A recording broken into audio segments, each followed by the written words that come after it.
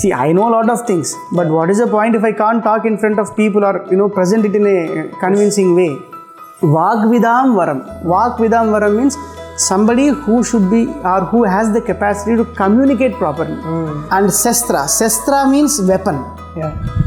Astra means missile. This is what we see in Ramayana.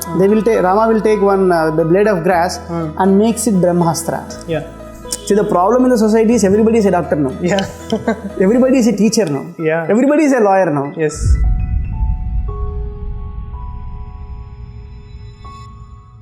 To address the understanding of different people from different cultures, from time to time, different authors and poets have written different versions of Ramayana. Recently, there is a book on Ramayana called Thavaasmi, which has been honored by Vice President of India. The book is recently gaining a lot of traction, and today we have the author of this book, Sri Rama Chakradhar Garu. And this book, Thavaasmi, as the author says, is based on the Valmiki Ramayana, which is the root and the most authentic version of Ramayana.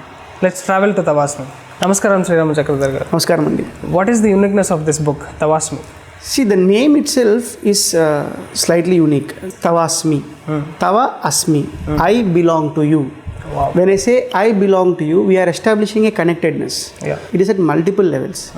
Before going to the uniqueness, let us understand who gave us this name. In Ramayana, Valmiki Ramayana, there is an instance in the Yuddha Kanda where Vibhishana leaves his brother Ravana and comes to the side of Rama. He along with 4 of his aides seeking surrender. Yeah. At that time, all the Vanara army, the army generals and everybody suggests Rama that no, don't accept, because this is not an appropriate time and he is not a right person to be accepted into our group. Yeah. At that moment, Rama says, Sakrideva prapannaya tavasmi iti chayachate abhayam sarvabhutebhyo dadamyetat vratam mama. Sakrideva prapannaya tavasmi. Rama, I belong to you. If somebody comes to me by saying, Rama, I belongs to you, it doesn't matter who it is. I am going to offer my protection to him. Okay. Even if he comes with a friendly disposition. As a friend, I can go to somebody. Yeah. But I can be an enemy. But I can just paint myself as a friend. Yeah. And then go. Rama is saying, even if somebody comes to me with a friendly disposition, even then I will protect him. And this protection, I will take it as vratam. See, what is the difference between vratam and the normal life? During normal life, we are very casual. But when we follow some vratam, we do it with utmost dedication. Yeah. So he is saying, if somebody seeks my protection, I will protect him as my vratam, topmost priority. Wow. So then Rama said, Thavaasmi. So this Thavaasmi word was so beautiful that we got so much connected to it. When the book came out, we don't know what name to be given to this. So then we decided there should be some good name which captures the essence of Ramayana. Yeah. Then this Thavaasmi word, which says, I and you are connected. So if you see, this is a norm of life. Whether you talk about spiritual realm or the materialistic realm, when you see this connectedness, then only we will be able to live a harmonious life. For example, let us take spiritual realm. Unless we get connected to the God inside us or the God who is all pervading, we cannot surrender ourselves to the God. Yes. So by understanding I belong to you, hey Bhagwan, you become a true devotee, a selfless devotee, and start doing some service. Yes. Okay? Yeah. This is a spiritual realm. When you go to the materialistic realm, when I get connected to yourself, we can just form a harmonious society.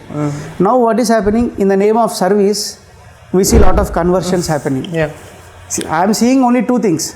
Serve to convert or convert to serve. Yeah. So you serve people and convert them into your faith. Or you tell them, first you convert, then I will serve you. Yes, that's what this is happening. The reason is you are not getting connected. You just want your faith to be there and rest everything else is wrong. If you find this connectedness, automatically there will be a society which is more harmonious, peaceful, joyful to learn. So this name Thavaasmi is encapsulating both the spiritual realm and the materialistic realm. And I think that's the essence of life. Correct. That's why we named it as Thavaasmi. There's so much to it. Yeah. I think the book label is also you have designed it in a specific way. Yeah. There are 2 things which I can speak. One, the cover page. There is a meaning to it.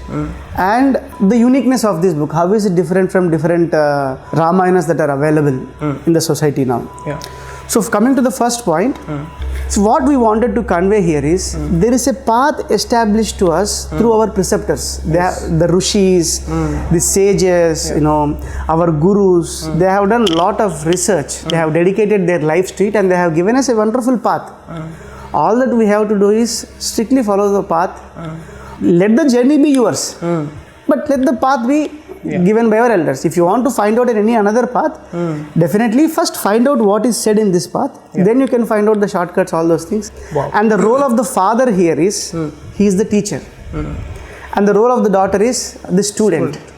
The girl is named as Thavaasmi in this book. Okay. So what we thought was, there are so many Ramayanas which are there as a commentary. Yeah. But we don't want this to be part of a commentary. We want it to be a discussion, because when we discuss, lot of things will evolve. Correct. In discourses and all, it is one-side communication. Yes, one side. Yeah. So this daughter Thavaasmi is bold enough to ask every single question that a common man gets. And father, playing the role of a teacher, he will try to clarify everything authentically, not random what he feels. Yes. Based on Ramayana or based on Bhagavad Gita or based on what our elders have said, he will try to give a justification or an answer. Why this is like this, why this could have been done like this, and all those things. So one, the meaning of this cover page is, there is a path, catch hold of a teacher, and have a safe journey. Definitely there is something called Bhagavan, the sun, the Brahma. So you can reach him definitely in that path. But don't get diverted. And to indicate the rishis and the Vedas, we have got 4 birds flying. They are representing 4 Vedas on the left side and 7 Sapta Rishis on the right side. So that is about the cover page. But when we go to the uniqueness of this book, again, first one is the conversation that happens between a dad and daughter. Dad's name is Aditya. Why did we name as Aditya? Because if you see, all of us need rain. But where is this water brought up from? From the ocean. Can we go and drink ocean water? No. But there is a sun who takes that water, purifies them, and then gives it. Similarly, Guru, Acharya, there is lot of scripture, there are infinite amount of knowledge that is there. He will take it and then he will give us whatever is required for us in a way we can consume. So that is the role of an Acharya or Bhagavata, we say. Because son, we named it as Aditya here, the father. So father will clarify and purify all the doubts that the child has. So fun conversation. Second, this is written in an analytical form. For example, the entire book goes in 68 days as a bedtime conversation. Why did we choose bedtime conversation? Because in the olden days, for example, I have never read Ramayana as a course book or something. All that I had was my auntie or my grandmother or grandfather or my father. Somebody during bedtime, they used to tell small stories. And that was ingrained in my thoughts and heart and all those things. So the best form of imbibing or best form of ingraining good qualities in children is bedtime stories. We want to just get that culture back. So for that we chose bedtime conversations, but this happens bedtime conversation between dad and daughter, and they will be going for a walk. So it's a peaceful conversation. During this conversation, father encourages the daughter to be very, very outspoken. No limits. She can ask any question that comes. Even an atheist who doesn't believe in Ramayana will ask some questions related to Ramayana. So the daughter asks such kind of questions also. But for that also we have given. So all forms of doubts that a common man has are answered in this question in authentic way. Third one, this is prepared in the ready to use textbook form. Ready to use textbook form means 68 days are there. Why did we choose 68 days? Because Sundarakanda is having 68 sargas. So we chose 68 days. Each day some part of Ramayana is discussed, and dad will give some homework or assignment or task sheets. And these task sheets are designed in such a way that it helps children to develop critical thinking, analytical abilities, analysis, research, media, answer writing skills. See, these are the most sought of skills for children now. So to give you an example, we have made something called as an introspection mirror. What is this introspection mirror? Our rishis say Ramayana and Mahabharata are our lifelines and mirrors. Correct. What is the purpose of a mirror? You see into it and adjust and correct yourself. Yes. So whenever you are in a problem or whenever you are in a confusion, look into Ramayana, look into Mahabharata and just try to correct. You will be fitting into one or the other character. Always we should not assume we fit into Rama's character. Yeah. Sometimes we might fit into Rama's character. Sometimes we will fit into Ravana's character also. Yeah. Sometimes we will be Surpanaka also. Sometimes we will be the golden deer also. Sometimes we will be Manthara also. So whichever it is, what happened, how are you relating yourself and how best you can mold yourself. So this mirror. So we thought, let us create character mirrors in Ramayana. So now we have created a mirror called Rama mirror. Now we are looking into this mirror. What is common between you and Rama? What is not common between you and Rama? What are your takeaways? See, I am not taking, you take this, you don't take this. What I am trying to tell is, what is common between you and this character? What do you want to learn from this character? Adopt and adopt. So right? we leave it to you. We leave it to you. Yeah. We don't want to give you this is what is good, this is what is bad. This is available for us. Yeah. You see, same mirror is created for Ravana. Same mirror is created for Vibhishana. Same mirror is created for Lakshmana, Kaika, Kausalya, Dasaratha. Every character is created as a mirror. And you look into it, you identify what are their characters and you identify where do you fit in, what are the things that you have to take up. So this is introspection mirror 1. And there is something called introspection mirror 2 where you compare the characters of Ramayana only. Okay. Rama and Ravana, both are kings. Both are elder brothers. So how do you compare them? Vibhishana and Lakshmana, both are younger brothers. Yeah.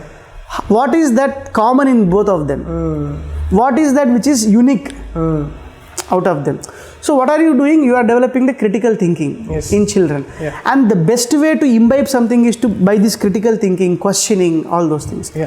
So there are a lot of such pedagogical structures that we have developed so that Ramayana can be used as a proper textbook, course book, whatever you call it as. It is much needed. If you look at today's generation of kids, they are reading all kinds of crap. This Harry Potter, this useless nonsense, which is like entertainment. I don't think it has a more entertaining stuff than Ramayanam also. But this has such valuable content which improves their skills of understanding, learning, talking, administration, politics and whatever is needed for the society. And Ramayana Mahabharatam is the best of all these stories. I can imagine how much is there inside the book. And I feel that this is very much needed for the kids. So the Vice President of India, Sriman M. Venkaiah Naidu Garu, has launched this book on November 6, 2020. Wow. We are thankful to him because, from a modest background, without any resistance, without any, wholeheartedly released it and encouraged us. Wow. And he has given us a direction to get it in Telugu also. The local languages also. Yeah. The regional languages. For that matter, I should not call them as regional languages. I should call all the languages as national languages. Yes. We thank Venkaiah Naidu Garu for that. Yeah, great. And the book has found a lot of sales in the market. Yeah. It has reached all the continents, so it's going good. Okay. In India, it is going slowly, but abroad, people are approaching us and they are taking it in thousands, at least in hundreds. They are taking. Everybody is taking. We need 50 copies of this. We need 100 copies. Oh, wow. The problem is, I think, in our society, we feel we are complacent. For example, let me give you an example. Haldi. The turmeric. Yeah. We use it daily in all our household activities, and it is used as antibiotic and all. Somebody else is filing a patent, and then suddenly we realize this guy is filing a patent, which is our knowledge, which is our traditional knowledge, and then we go on fight. Yeah. So something which is westernized, we accept it so easily. That is what is happening. So when I say Ramayana, the resistance now we are facing is we know Ramayana. Yeah. When I talk to a kid, when I talk to a parent, when I talk to a school principal or anybody, they say, what is there in Ramayana? We know that. It's a great book. We need not follow all these books. We know, all of us know Ramayana. Yeah. The problem is the essence is lost. Yes. So we don't usually accept what is good in us. So you being a graduate from BITS Pilani and pursuing computer science and research background, and now writing a book, this is a drastic transformation from IT professional to a writer. Who is your inspiration? I was so frustrated with my life or with my work that I don't know. There is some sense of lacking. When I was studying, my goal was to get a job. Okay. After getting a job and having enough money, then I started realizing that lack. Then I started, doing some random things. In that course of journey, I met Sri Chinnajiyar Swamiji. Wow. When I interacted with him, the only one message which he told me was, children are like white papers. write good on them. Wow. If you write good on them, they will reflect good. If you write kachada, they will reflect kachada. Now good is there. Children are there. We need the Sandhana Kartas, the platform makers. Yes. That is how maybe you should think. This is what is the guidance that he gave. That moment that transformed Super. my life. And after reading Ramanujacharya, Ramanujacharya has gone 18 times to his teacher to get the essence of a mantra, Astakshari mantra and Charama Sloka. Okay. But after 18 times, the Guru tells, I am telling you this name, don't reveal it outside. Okay. Then he will go outside and he will see people, the common people. They will ask, Ramanuja, for a person like you who is a great scholar, it took 18 times to approach a Guru. But when will we get liberated? Then Ramanuja immediately give the mantra to everybody. Yeah. This the teacher will come to know. And he will tell, hey Ramanuja, I told you not to reveal the name. But why did you do so? Then Ramanuja will tell, Guru, Acharya, you told that if somebody gets to know this mantra or the meaning of this mantra, they will get liberated, right? So now all of them got liberated. Then Acharya says, yeah, they all will get liberated, but because you have violated your teacher's words, you will go to hell.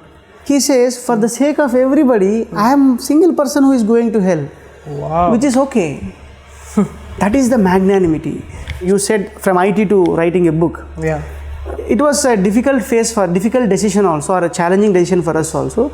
But this story of Ramanuja has inspired me. What happens? If I am successful in this, I will make an impact on thousands of children or thousands of seekers. Yes. But if I don't succeed much in this, at least I would have learned Ramayana in a deeper way. Wow. So both ways it is a win and win situation. Yeah. So luckily God has not put me in such a situation where I should crave for money or crave for love or crave for relationships. Yeah. Everything is peacefully set up for me. Maybe I think I should exploit the situation and do that. That was my inspiration. Yeah. Great. That's how it started. I also see there is a big statue coming up of Ramanujacharya, JR Institute of Vedic Academy. Could you please talk about that? See, Ramanuja's statue is a statue of equality. Yeah. So at the time when not everybody were allowed to chant mantras or the names of the god, or so much of discrimination is there, he stood up for the cause and promoted equality.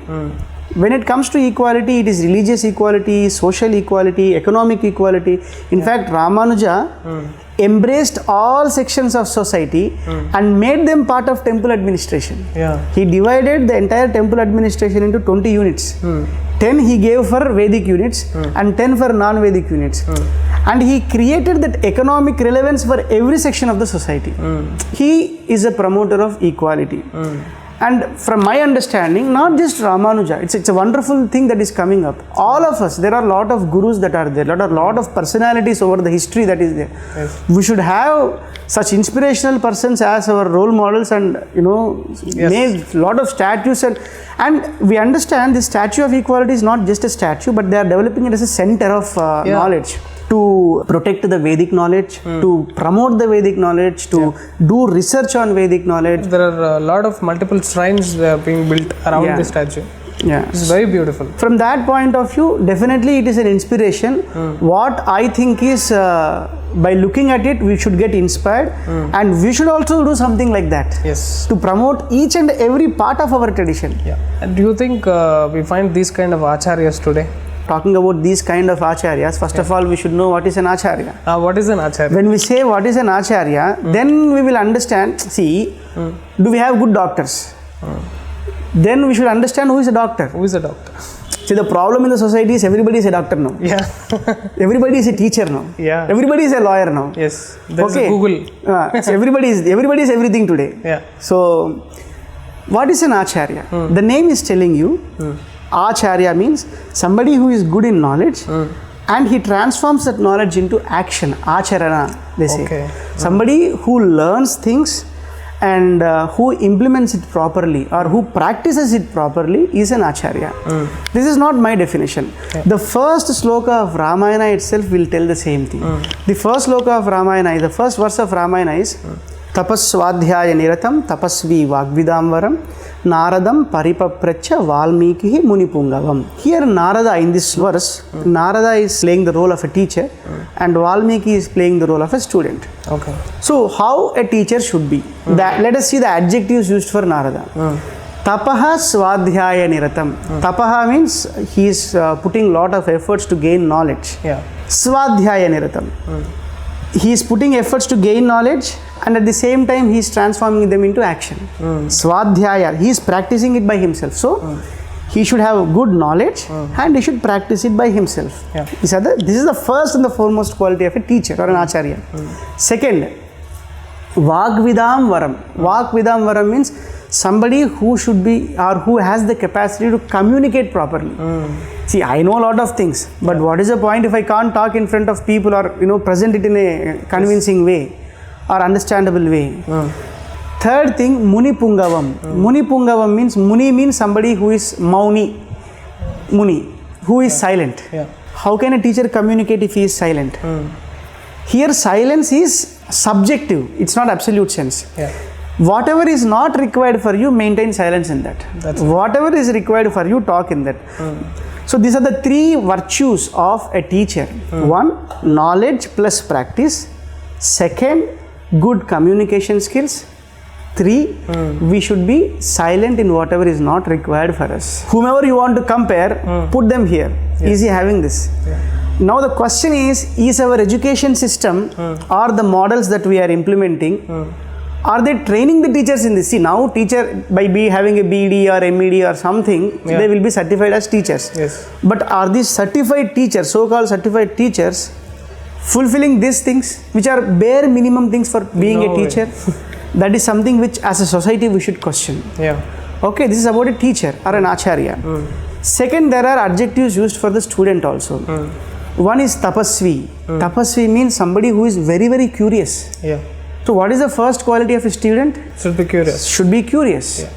And second adjective which is indirectly used is paripapracha. Paripapracha means questioned with humility. Humility, yeah. Yeah, usually there are 3-4 types of questions which the children will ask as a student. One, when a teacher finds him talking, to avoid that pinpointing, he will say, "Ma'am, I have a doubt." That is one kind of a question. Yeah. Second kind of question, that is defensive questioning. Other questioning is, he thinks he knows, but he wants to test the teacher's knowledge. He wanted to raise his voice and make his presence felt. Yes. Yeah. So then he questions. This is aggressive questioning. Another thing is, he is there in the class, he is lost context with the class, but he wants his presence to be felt. So then he will ask a question. This is attention seeking question. These 3 questions will not give you anything. Yeah. And most of the student community, as student community, we are trained to ask this kind of questions. Yeah, exactly. Very few students are there who will do the 4th questioning, which is paripapracha. Question to learn. Yes. Now what is happening? A teacher will be teaching something, in mobile phone will start searching for something and then start questioning it. So now curiosity means searching in Google. Yes. How can it be a curiosity? It can never become a curiosity. Yeah. Even parents are also encouraging, "Dad, I don't know this." Search in Google. They are not telling, go and ask your teacher. Yeah. So these are the 2 virtues of a student. One is humility, the other is curiosity. We call it as utsaham or kutuhalam and vinayam or vidheyata. Yeah. The other, I told you the other 3 for the acharya. Now we should see how many of us fit into this kind of category. Yeah. And one thing for sure, which we can confidently say is, if this kind of teacher is there, and if this kind of students are there, with these 2 virtues and these 3 virtues, definitely the student community will be very much successful. And in Ramayana, we have a lot of successful students. So for people to understand it better, could you please tell us an instance from Ramayana to emphasize the teacher-student relationship? First and the foremost thing is, let us take Rama. When you come to the teachers of Rama, Vasishtha, Vishwamitra, and there are Agastya, there are so many gurus in Ramayana. But let us take one guru, one such guru. So one guru I will take as Vishwamitra, because he has showered infinite compassion on Rama. So if you see Vishwamitra, all through his life, he has earned so much of tapo shakti. He has earned the entire Dhanurveda. He has mastered the art of Dhanurveda from Paramashiva itself. Now what happened? He has taken Rama to the forest by mentioning the reason as the yaga, the Shadratra yaga they say, 6 nights. Okay. So initially Dasaratha was very reluctant to not send Rama because he is his very dearest son, and Rama was Una Shodasha, they say less than 16 years at that time. So Dasaratha was not at all ready to send. At that time one Acharya pitched in, it is Vasishtha. Vishwamitra himself can kill all the demons. It is just a namesake reason that Vishwamitra is quoting to you. But he is asking Rama because he wanted to prepare Rama for the future. So please send him. One teacher has shed off the ignorance of the parent. And then Dasaratha suddenly becomes enlightened and send Rama with Vishwamitra. Lakshmana also followed. When Vishwamitra took Rama, he did not give it easily. Rama is a prince. He is comfortable or he is having all possible luxuries. But Vishwamitra made him walk. In the forest. He did not tell in which direction they are going, where are they going, and how much time they will have to walk. Whether it is sun, whether it is moon, it doesn't matter. They just walked. Rama did not question anything. Because Rama did not question, Lakshmana also did not question. So they just followed. Then Vishwamitra observed, okay, these people are committed. They are humble. They are not questioning. They believe in teachers. So let me give them knowledge. And then the next day he told Bala Atibala. Bala Atibala are 2 techniques in which you can conquer your sleep, conquer your hunger, conquer your anxiety, They are called as the Matru Vidyas. That means these are the roots of all Vidyas, Bala and Atibala. So he told Rama, and after that, next situation came Tataka, the challenge. When Rama was hesitant to kill Tataka because she is a woman, Vishwamitra said, Adharmam will not have gender. Whether it is male or female, Adharmam is Adharmam only. You have to eliminate it. So eliminate. The first attempt itself is on a woman. So he is confused. Then Vishwamitra said, don't think. She is very powerful. Rama will convince himself saying, Piturvachana Nirdesat, Piturvachana Karanat. My father has told me I have to follow this teacher. And whatever this teacher says, that is my duty. Whether she is woman or not, it doesn't matter for me. My teacher has said, I will do it. And then he did it. So there Vishwamitra tested Rama's presence of mind. The challenge is coming onto you by overpowering you. At that time, Rama was confused, but he used his presence of mind. Okay, how do I break the tie? See, in life, we are also stuck in some things, whether I should follow my teacher or something else. So that is when our presence of mind comes into picture, right? Rama used his presence of mind and broken his doubt and then attacked Tataka, eliminated. Then Vishwamitra got convinced. This guy is having good application skills also. And the next day, he has given him entire Dhanurveda. The list of missiles, the astras and shastras are also mentioned in Ramayana and Balakanda. We can go through that. When we say astra and shastra means weapon. Astra means missile. This is what we see in Ramayana. Rama will take one blade of grass and makes it Brahmastra. So it's like there is some technology, you will press it and it goes off. Vishwamitra did not teach twice. Vishwamitra told these are the astras. He gave hundreds of astras and shastras. Vishwamitra is giving and Rama is assimilating. Eka Santagrahi they say, no? That moment Rama assimilated everything. Rama did not ask, can you please repeat? He did not ask that. And immediately by taking permission of Vishwamitra, he told everything to Lakshmana. Vishwamitra did not teach Lakshmana. Frankly speaking, Lakshmana will not agree if Vishwamitra teaches. You know why? Because for Lakshmana, Rama is everything. If Vishwamitra tells Lakshmana, please come and study, he will say, who are you? For me, Rama is everything. Rama is my father, Rama is my mother, Rama is my teacher, Rama is my life. That's the kind of service Lakshmana has done. And more than Ramas, we need Lakshmanas in the current society. So going forward, Eka Santagrahi, Rama is. So you understand the curiosity and the humility Rama displayed. The kind of compassion an Acharya has displayed. this is one instance where we can understand a good student and teacher relationship.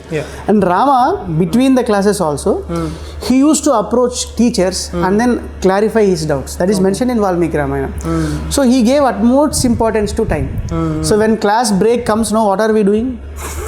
Maggie packet. Yeah, Maggie. We eat Maggie between classes. We chit chat, we use mobile phones. Anyway.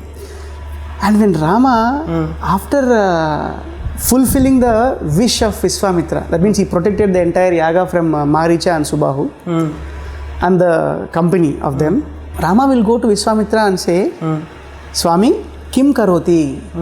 Kim Karoti means, what can I do for you? Even more. Agnapay Adushrestha. Agnapay Munishrestha. Munishrestha means, great among the sages. Please command us. We are at your service. See, almost 3 days, 4 days he has travelled. And 6 nights he did not have sleep, proper sleep. And after that, what will we do? We will go and sleep first. Okay, it is finished, I'll have to go and sleep. Rama and Lakshmana did not do that. They went to Vishwamitra and asked, what can we do? Please command us. And he's not telling, please tell us. Please command us. Agnapaya. That's the kind of spirit that Rama has displayed, and Vishwamitra has reciprocated towards Rama.